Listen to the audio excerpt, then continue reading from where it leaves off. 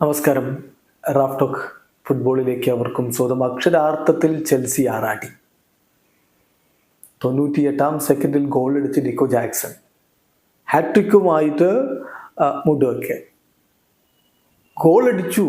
കൂടാതെ hat trick അസിസ്റ്റുമായിട്ട് Palmer തിരിച്ചു വരവിൽ ഗോൾ അടിച്ചുകൊണ്ട് ജാവോ ഫെലിക്സ്.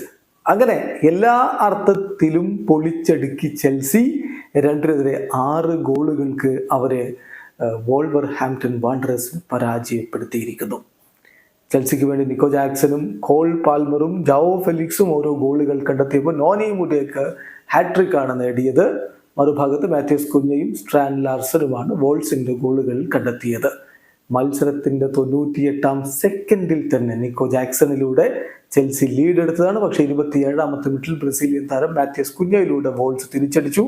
പിന്നീടാണ് 45-ാമത്തെ മിനിറ്റിൽ കോൾ പാൽമറുടെ ഗോൾ. അദ്ദേഹം ആ ബോളുമായിട്ട് മുന്നോട്ട് വരുമ്പോൾ ഗോൾ കീപ്പർ ഹോസേസ മുന്നോട്ട് കയറി നിൽക്കുന്നു എന്ന് മനസ്സിലാക്കി ബോള് ലോബ് ചെയ്ത് വലയിലേക്ക് എത്തിച്ചത് മനോഹരമായിരുന്നു.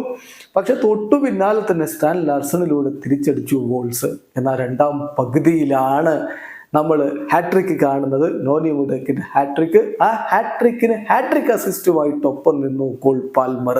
49-ാമത്തെ മിനിറ്റിലാണ് മുഡേക്കിന്റെ ആദ്യ ഗോൾ. പിന്നെ 58, 63 മിനിറ്റുകളിൽ അദ്ദേഹം ഗോൾ അടിച്ചതോടെ ഹാട്രിക് അങ്ങ് പൂർത്തിയായി. ചെൽസി വിജയം ഉറപ്പാക്കി കഴിഞ്ഞിരുന്നു. ഒടുവിൽ സബ്സ്റ്റിറ്റ്യൂട്ട് റോളിൽ കളിക്കളത്തിലേക്ക് വന്ന ജാവോ ഫെലിക്സ്, അദ്ദേഹം അത്ലറ്റിക്കോ മാഡ്രിഡിൽ നിന്ന് ഇത്തവണ ചെൽസിയിലേക്ക് പെർമനന്റ് ഡീലിലാണ്. നേരത്തെ അവിടെ അദ്ദേഹം ലോണിൽ കളിച്ചിട്ടുണ്ട്. ഇപ്പോൾ പെർമനന്റ് ഡീലിൽ അദ്ദേഹം എത്തുന്നു.